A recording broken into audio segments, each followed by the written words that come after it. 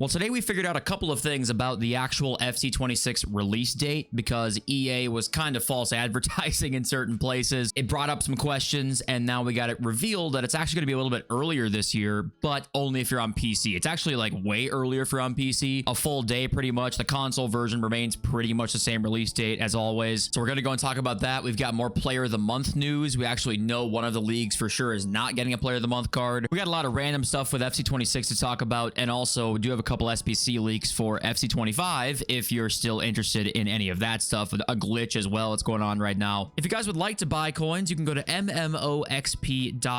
There will be a link in the description down below. They are the cheapest and the safest option. You can use my code JFC at checkout for an 8% discount. But okay, as always, you know, I say it every day and I mean it every day. Thank you all for joining and being here today. Subscribe if you are new for content all next year. And let's start off with this. So this was rumored. I think it's not been confirmed until now that FC26 is not going to have Lars Ricken or Mostovoy as heroes next year. So I believe it was actually inferred because they kind of were missing from a lot of the leaks, and now it's confirmed that they are. And it's also confirmed, obviously, that none of the new heroes that were on FC Mobile will be in this year's game. Maybe it'll be a thing where, once again, they're kind of DLC stuff, which, of course, I think we all hope ends up happening, but we'll just have to wait and see. But okay, let's get on to like this release date stuff here that's been going on the last like 24 hours or so. So there were a lot of like viral tweets about the game coming out a day early, and the reason people thought that was because it says here releasing on the 18th, which the game is supposed to release on the 19th. And obviously, as you guys know, it's usually playable on the day before, right? That's how it ends up happening. Depending on where you live, maybe it's 6 hours, maybe it's an hour, you know, on the day before it comes out, you can actually play it, right? It unlocks. And usually the release date doesn't change though. If it's coming out on the 19th, it'll be playable on the 18th, but the release date always still says the 19th. So now on the screenshot and in many different places, it said releasing on the 18th. So then people thought, okay, is it playable on the 17th then? Well, no, turns out that's not the case. It's actually going to be the exact same. The date that shows up here is actually the day you can play it. It unlocks. So it was kind of like just a misunderstanding really. But then when we actually learned something was from EA, because they announced how these release dates actually worked because there was a lot of confusion about it. So I don't know if that made any sense, but basically with console, it's not changing. It's the exact same release date that we've been seeing, but on PC, it's much different. So EA Pulsar made a statement here saying, to clarify the release times, the release date should be based on your time zone in the EA app. So for PC users, the game launches worldwide at 12 a.m. New Zealand time on the 19th, which is actually the 18th for most PC users. This is the release time you see on the checkout. That's why it said the 18th. For console players, there's a rolling release at 12 a.m. local time on the 19th in every country, kind of how most games end up working. But PC users are going to be able to play the game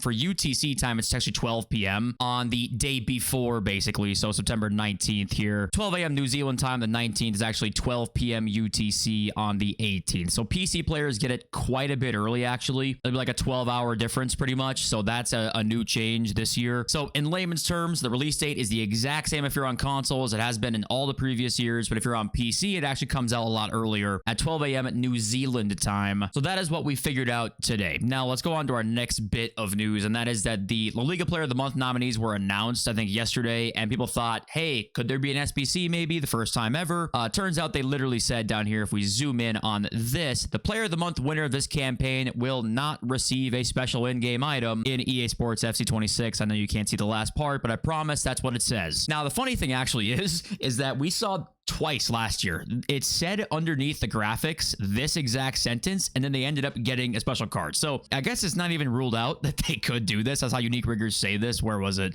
Yeah, right here. EA have put that before and still dropped SBCs though. It's happened like 3 times, maybe twice, but it's at least twice. So somehow, some way, it actually does not rule it out, but I would be inclined to believe that we're not going to see a La Liga Player of the Month, just because I would guess not. We've never had before, plus that statement down there. But Premier League Player of the Month nominees we do now have, and that's these 4 right here. So Holland, Ekitike, Zalbazlai, Margehi, Grealish, Joao Pedro, Semenyo, and Calafiori. So these 8 guys are going to be the nominees. I believe Grealish and Joao Pedro have the most goal contributions. We saw that yesterday, I think. I would be inclined to believe it's going to be one of those 2. But yeah, we'll just have to wait and see. And this is probably the first SBC, like real SBC of the year, will probably be this one. I think it was like maybe the second one, but it was one of the first like 3 SBCs was this. So the first Prem Player of the Month is one of of the more fun things to look at because it's going to be, you know, an important SBC for some clubs out there. Last year was Holland. It was +1s everywhere, so no one really did him because he was so damn expensive and just +1s everywhere. But yeah, just watch out right now for these types of tweets if you're on Twitter. Cheap beasts. These are not cheap beasts. Frimpong, Ekatike, Kamavinga, Jolinton too. Jolinton and Bombito will be a little cheaper, but Ekatike, Frimpong, and Kamavinga as cheap starter team beasts is just not happening. Especially if we actually have a slower power curve, they're definitely not going to be cheap starter beasts. So just, yeah, be aware of the slop content you see. And just scrolling by, I saw this and it was like the EA teasing the Alexander Isak in the Liverpool shirt. I don't think Isak's had this haircut since he was at Sociedad. I mean, you couldn't get this guy a face scan. I mean, good lord. And before we get into some FC25 stuff here, if you have the FUT scoreboard app, this is the one app right now that has the database that you also can do the squad builder with. I think it's on iOS and on Android, so you can download the app and you can actually squad build right now if you guys want to do that. But okay, we do have, I think, 3 SBCs leaked and an evolution as well for FC25 if you guys are still playing this game. So Mateus Cunha is coming out as a 99 SBC. He's got rapid, finesse, power shot, technical, and first touch with a ridiculous card there. So United fans were definitely happy about that one. And then I think next up was, yeah, right here, Jeremy Frimpong, 99 Frimpong SBC. He's got quick step, anticipate, jockey, whipped pass, and technical with all above 93s there. And you know, what do you think about these SBCs being saved kind of till September? These 99 transfer cards, they could have been a month ago. You know, they could have been over, some of them over a month ago, but it kind of seemed like EA were really trying to milk the cycle along as long as possible this year, more than even in previous years. So we finally get 99 Frimpong, get a 99 Mateus Cunha. Now we're going to get a 99 Jamie Bino Gittins as well, SBC official card right here. Tiki-taka, technical, Travella, quick step, and finesse, 99 pace, 99 dribbling on him. I'm sure he's going to be very, very good. But yeah, all the replies down here basically like, why now? Why wait till September? Like you're waiting too long. Nobody cares anymore, which I understand, but I'm sure there will be some people out there that aren't going to care, and now they have things to look forward to until the new game comes out. And I just realized, I'm sorry, the evolution leak that I thought was not out yet is out. Like this, I'm pretty sure this is the exact Evo that came out today. So yeah, that's on me. I thought we had a new evolution leak. We don't. So never mind about that. And guys, staying on topic with FC25 here, all the rewards for FC26, the expiration dates are right here. So 5th of September for the evolution. And this is the Club is Yours 1 objective. The Club is Yours 2 is the 12th of September. Crafting objective the same. And season 10 ends on the 18th of September, the morning of the game coming out, actually. These are all the dates you have to get these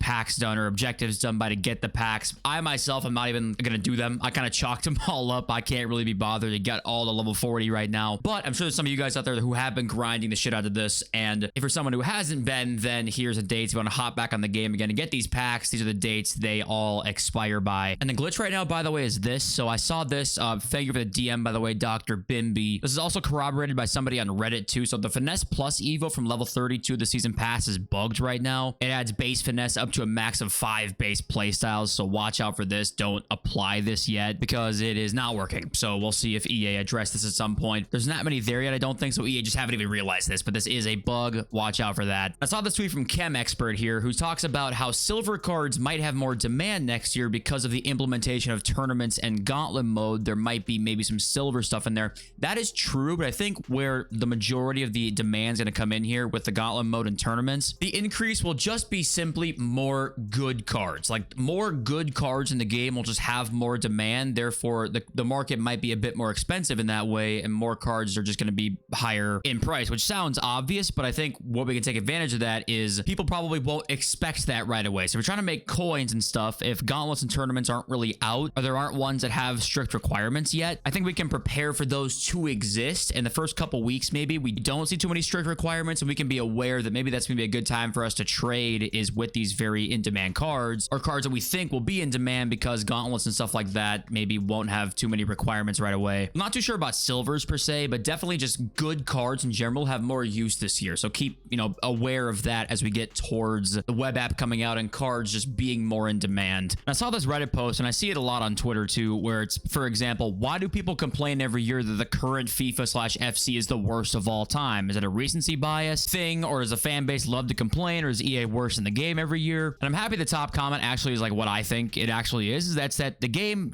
usually just been getting worse. And I agree it's not been completely linear, right? This guy says 21 and 22 were better than 19 and 20. That might be up for debate, but I think in general phenomenal like 19. It's hard to beat how bad 19 was, but I do think we can agree that 24 and 25 were, I mean, they were bad, guys. They were so bad. And I do think it is true. Some people tend to forget about some of the bad stuff with older FIFAs. Like even FIFA 15, 16, 17, you forget sometimes that there were things in there that weren't very good. However, I think most of us are smart enough to factor all this stuff in and think about it that way. And yeah, it's not always linear, but the game just has been seemingly getting worse. And I really hope this year is different. And I know it sounds crazy to say that, right? We've been in this boat before, but this is the most promising start we've ever had. I mean, this is easily the most interesting start, or maybe slightly more hopeful start than most years, I would say. Of course, it doesn't mean anything until we get the game and it's decent, right? If the game sucks, it sucks, and none of this mattered. But as of right now, it does seem like it probably is the most hopeful that we have been in quite a long time. And maybe we're just here to get hurt again, or maybe we finally get a decent game. You know, we've had decent FIFAs not that long ago. It's possible. Like, it is possible to make a decent FIFA game. Okay, let's read some of your comments now. We got D Doza. The Gritty Cup is the most fun cup of the year, which we've, you know, talked about that before now. But the biggest one I wanted to talk about here, or the biggest sentence I wanted to bring up was this, is like, this is how everything should be except champs. And I think, you know, whatever you might think of the cup or the game mode structure at all in FIFA, this just goes to show, and I think what EA's been not understanding until somewhat recently with game modes, is that if the game modes are ass, the game can only be so good. If game modes are the way they were in 24 and 25, your game just is, the ceiling is capped. It just cannot be a certain amount of fun. It's impossible. If the game modes get better, then you have a nice floor for the game to always be somewhat enjoyable, at least somewhat, right? You kind of just give it a little bit of a floor there. If you have fun and compelling game modes, it's so important. And I think EA just have not, you know, I think they sat back on their laurels and they were making all that money for those, you know, 3-4 years there. It was just constant uphill. They could do no wrong, basically. And they got slapped in the face one day in January and said, oh my God, we actually need to do something here. And I think the game modes have helped with that. I think the cups earlier this year, and now we have like actual tournaments and we got gauntlets now. We'll see how that goes, but I just don't get how they didn't understand this sooner. And I'm not saying it's easy to do, to make a compelling game. And I'm not saying it's super easy, but just you have to do your best to do it. And I feel like they just didn't even try. And the game modes, when they're this bad, the game cannot be, it can't reach a certain ceiling in my opinion. But we do have some comments here, like Devin Pack, the Gritty Cup is placebo effect. It's still the same gameplay, he says. You know, there are some comments to the contrary here. And there are some concerns that if next year, you know, the power curve moves slower, there's less coins in the market, that right here, you know, it's going to be more pay to win. FC26 will feel like this in the beginning, like very pay to win. If you have him Golden Mbappe, he's going to be just like the best player by far in the game or something like that. I think this is the balance that it's going to be curious to see how this actually turns out. But I think to a certain extent, I don't know how limiting certain things, and that's what we want. We can kind of all agree that we need to limit certain things, and if there's going to be a way that you can buy FC points, which that's always going to be the case, like there's going to be a slight bit more pay to win aspect. Like there pretty much has to be. And of course, if that gets too ridiculous, then there's no point in making a change anyway. But I think it's a really hard thing to balance if you're EA, and I think they need to balance it, obviously. What do you guys think is the best way to go about this? Because we want to have limits on things. We want to have gold cards last a bit longer, but if gold cards last a bit longer, you got base icons off rip. You know, those base icons are going to be a lot better than those gold cards, and it's going to be hard to get those if you don't spend money on the game. So the game was a lot more pay to win back in like the 16, 17, 18, 19 days. Like the game was more pay to win. We had a higher market. It is less pay to win now, but if we want to go back a little bit to those older markets where the things that you got felt more rewarding, I don't know how we don't end up with a slight bit more of the older pay to win aspect that was there more than it is now. So in that case, it's like, what do you think is better? Do you think this current system is better, or do you think an older system is better, or a, you know, nice mix of the two, which we've never really seen a nice mix of the two before? And I think this might be the first year we do see that. So how's it going to go? I don't know. I think it's an interesting topic to discuss because I want to hear what you have to say about bringing things back to a bit of a more archaic market than, you know, the craziness we've been seeing the last 2 years of the market's kind of irrelevant, really. I don't know. What do you guys think? And I think that's it for me. Thank you guys all for being here. Appreciate you all so much. And I love you all. Peace.